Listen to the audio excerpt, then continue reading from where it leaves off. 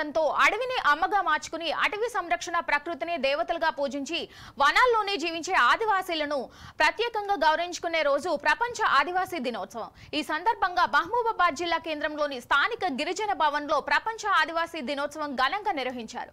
విద్యార్థులు ఆదివాసీ వేషధారణలో సాంప్రదాయ ఆదివాసీ నృత్యాలు చేస్తూ మహబూబాబాద్ జిల్లా కేంద్రంలో భారీ ర్యాలీ నిర్వహించారు.